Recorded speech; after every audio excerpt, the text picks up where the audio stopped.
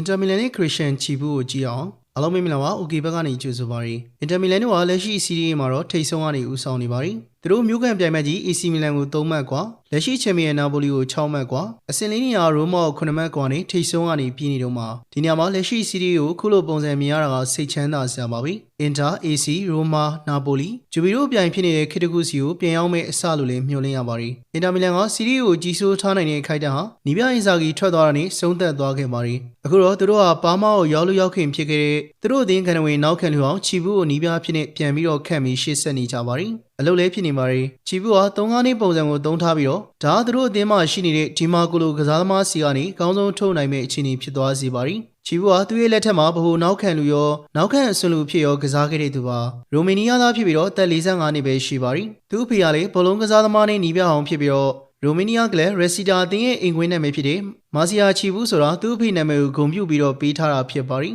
ဆိုတော့သူကစင်တာနဲ့လာတဲ့သူကြောက်ပါပြီပြီးတော့ချီဘူးမှာတာရီတွေရှိပါတယ်တခုကတော့သူကအင်တာမီလန်အကြောင်းကိုကောင်းကောင်းသိတာပါ2009မှာရိုမာနေပြောင်းလာပြီးတဲ့နောက်2014ထိအသင်းမှာပဲကစားသွားခဲ့ပြီးတော့အနားယူသွားခဲ့တာဖြစ်ပါတယ်2018မှာတော့သူကအင်တာမီလန် U14 ကိုစကန်ရပြီးတော့အိမ်တော်တော့ရှောက်ပဲ U19 U18 U19 တွေကိုကင်လာပေးခဲ့တဲ့သူပါ2024မှာ U19 ကိုကင်နေခဲ့ပြီးမှဘာမှနီးပြချုပ်လုပ်ဖို့ဖြစ်ခဲ့နီလက်လက်သွားတဲ့နီးပြနေရာအတွက်အင်တာမီလန်ကသူ့ကိုပေးလိုက်တာကြောင့်နီးပြပြန်ပြီးတော့ဖြစ်လာခဲ့ပါတယ်ဆိုတော့ကစားသမားဘွားမှာလေးကစားဘူးပြီးတော့အောင်မြင်မှုတွေအလီလီယူဘူးသလိုအသင်းမှာလည်းအစင်တိုင်းမှာနီးပြဖြစ်ရှိနေခဲ့တာကြောင့်ဒီအသင်းကိုရောဒီလီကိုရောသူကောင်းကောင်းသိပါတယ်အဲ့ဒီပြင်ချီဘူးကအီတလီဒက်စပိန်နဲ့အင်္ဂလိပ်စကားတွေကိုကောင်းကောင်းပြောတတ်ပါတယ်သူရဲ့မိခင်ဘာသာစကားရိုမေးနီးယားပါဝင်ဆိုရင်ဘာသာစကား5မျိုးပြောတတ်တာကြောင့်ကစားသမားတွေနဲ့ဆက်သွယ်တဲ့နေရာမှာဘာအခက်ခဲမှမရှိပါဘူးသူကသူ့အသင်းမှာရှိနေတဲ့ရိုတာရိုမာတီနဲ့ကာဟာနိုဂလူမာကက်တူရဲ့ POS Posito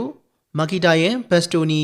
ရန်ဆွမ်းမတို့ကိုကောင်းကောင်းအသုံးချနိုင်ပြီးတော့ထူးခြားတဲ့ချီကဲမှုတွေလည်းသုံးနိုင်နေတဲ့သူပါဥပမာပြောရရင်သူ့ရဲ့အသင်းမှာမာစီယာနီခေါ်ထားတဲ့တောင်ပန်ကစားသမားလူဝီအင်နရီလိုဘရာဇီးသားကိုဝင်းဘက်ဖြစ်ပြောင်းလဲပြီးတော့ကောင်းကောင်းအသုံးချနိုင်နေပါတယ်မာကက်တူတဲ့ရိုတာရိုမာတီနဲ့တွေ့ရလေသူ့အတွက်သွင်းကိုးတွေနဲ့ထမ်းပြီးနေပြီးတော့မန်စီးတီးကနေ9နှစ်ခေါ်ထားတဲ့အကန်ချီကလေတော်တော်လေးကိုအသုံးဝင်ပါတယ်ကာဟာနိုဂလူမာကီတာယန်တို့လိုဝိုင်းရင်းနေရလေသူ့ကိုအကျိုးပြုနေကြပါတယ်အဲ့လူတွေစီကနေအကောင်းဆုံးပုံစံကိုလေသူရအောင်ထုတ်သုံးနေနိုင်တာပါနီကိုလာဇာလော့စကီကိုရိုမာစီက